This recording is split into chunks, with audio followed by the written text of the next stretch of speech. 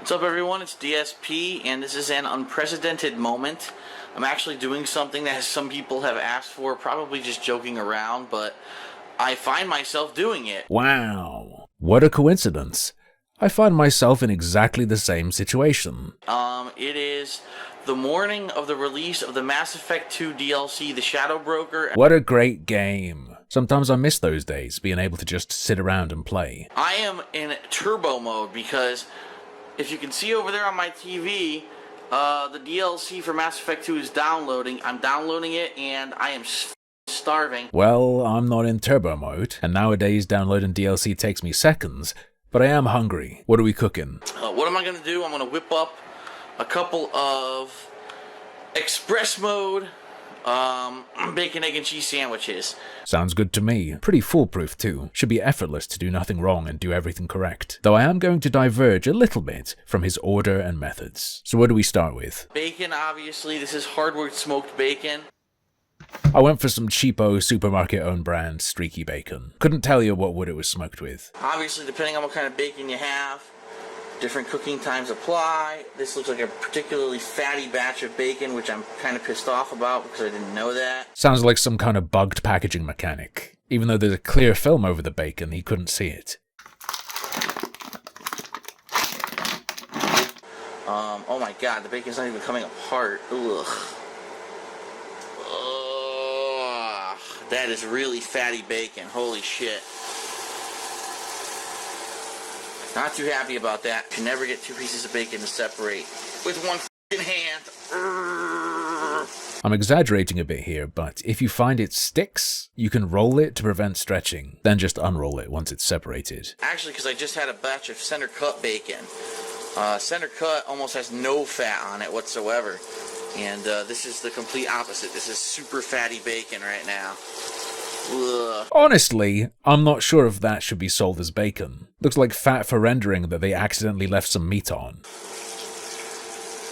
I'm making 3 sandwiches, which means I probably want 2 to 3 pieces of bacon per sandwich. Being that this bacon is gigantic, I'll probably only try to do 2 pieces of bacon per sandwich, so 6. Phil, had you ever cooked bacon before this point? It's not going to stay that size, buddy. That's the biggest pan I have, which is why I'm putting the bacon in it. Yeah, and it's got a capacity of 1 piece per half. This is long bacon. I'm going to need the maximum cooking space. Totally agree, and I think mine's even a bit longer than yours, which is why I'm doing mine in the oven. Whack it in right at the start, 15 to 20 minutes depending on how you like it. It's how long this all took him anyway. No babysitting either unless you feel like flipping it. How do you store raw bacon? You put it in a freezer bag and you put it back in your goddamn freezer. Don't try to refrigerate it because it will go bad unless you're going to cook it the next day. The next day? That explains a lot. You got the same meat supplier as the Baker family from Resident Evil 7. Starting to think I'm onto something there. Look at this burnt-ass bacon.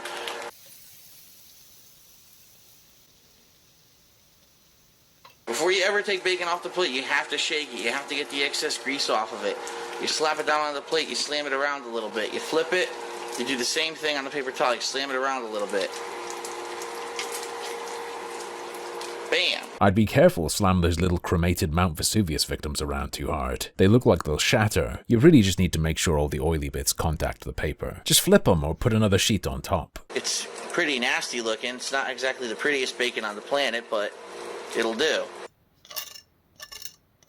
Keep in mind, if you weren't cooking with one hand, this bacon would look beautiful. It'd be nice thin strips. Nothing you could do. Pork belly glitch. Cooks differently when you use one hand. Bacon grease. What the f*** do you do with it? Well, there's several options. You can put it in a jar. Yep, with that quantity, probably a good idea. The most common thing that people do, I'm going to be honest with you, they either pour it down their kitchen sink, which is a bad move because the kitchen sink clogs all the time. It's more of a problem than just that, but I bet he's right. A lot of people do that. What's he gonna do instead? Let it cool down, scrape it into something and throw it away? Or the other thing that I see people do, which I'm going to do because unfortunately there's nothing else I could do with this.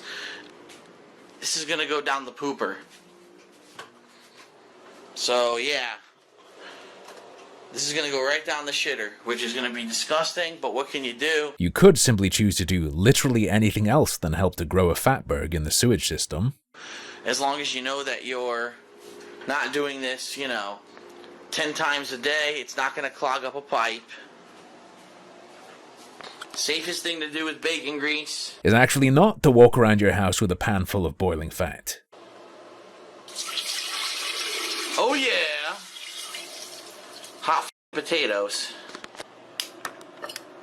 Oh yeah, look at that shit in my trash. Oh, that looks delightful, doesn't it? Try as I might, I couldn't get the same grease yield. Realistically, you're just gonna throw this in the trash when it cools, but imagine this is a pan. This much fat, you can simply soak up with paper towels. So what's next?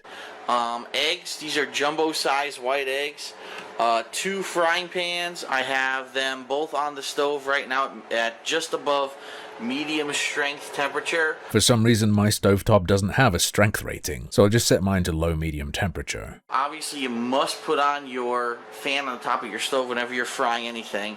Don't turn that off, because I learned the hard way. As soon as I moved in here, all the alarms went off, all the fire alarms, and it wasn't too pretty. Yeah, definitely want that on, but my cooking doesn't typically produce smoke. More about catching grease, not having the whole house stink of bacon all day. I don't have time to melt f***ing butter. I'm in a hurry. I'm a gamer. So I spray my pans with this Pam. I use the natural shit, the organic canola oil. I don't have any aerosolized oils, but I'll join you with the canola. So you need a spatula to be able to flip your eggs. Duh. I'm personally going to use a plastic spatula because I don't want to have to buy a new nonstick pan. Now the toughest part is cracking the egg, because I suck at cracking eggs, I'm not going to lie. How do you crack an egg? The easiest way to crack an egg, you slam it once against something. He's not just a pro gamer, he also offers pro cooking tips.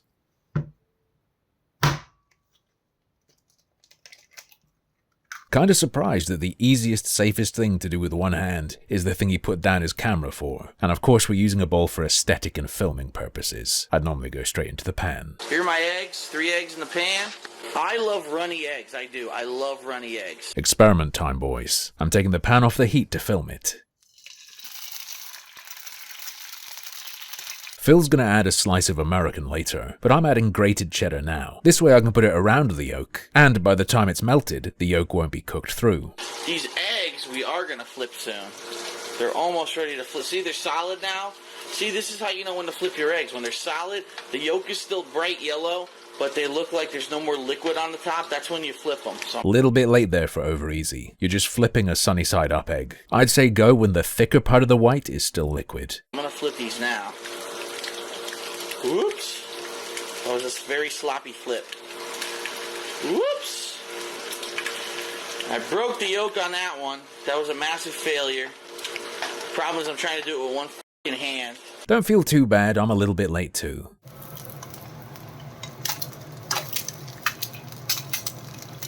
And you immediately, if you're gonna put cheese on your eggs, you gotta put it on right away.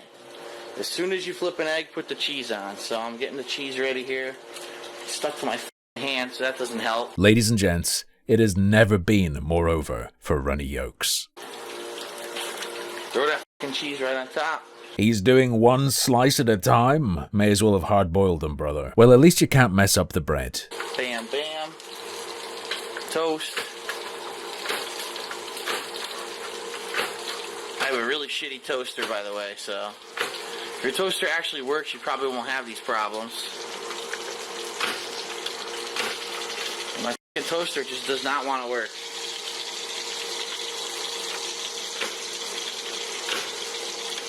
Jesus Christ. It's looking like my third fucking sandwich. Oh, there we go. I finally got it to stay down. Holy shit. Gonna get our toast ready. Over here. Are you sure your toaster was on? Were you pressing buttons? I don't really like regular toast for a sandwich. It's too crispy and dry. Start migrating the eggs over to the plate, which obviously is not big enough to hold 3 sandwiches. In fairness, I'm only making one, so it's a bit easier for me. Egg number 1. Bam. Cheater, oh my god, what a cheater. Yeah, I used my other hand. Oh, my bread just hit the floor. God damn it. That's a cooking faux pas. You can't have bread on the goddamn floor. At least I know my floor is clean so I can pick the bread up. I think I'll skip that step if you don't mind, but I'll replace it with something else. These are the tips no one's gonna tell you. With anything greasy, fatty, salty, brown sauce's tangy, sweet acidity is perfect. With bacon anyway, raw bacon sometimes does not taste that good. It depends on what kind of bacon you're eating. Can't say I've ever personally eaten raw bacon. With streaky bacon, I sort of get it in the middle. Bit crispy, bit chewy. Once you get bacon, egg, and cheese like this, you want to flatten the sandwich. I'm alright, Phil. I'll just put the other piece on top. It's already greasy enough. And that's pretty much it.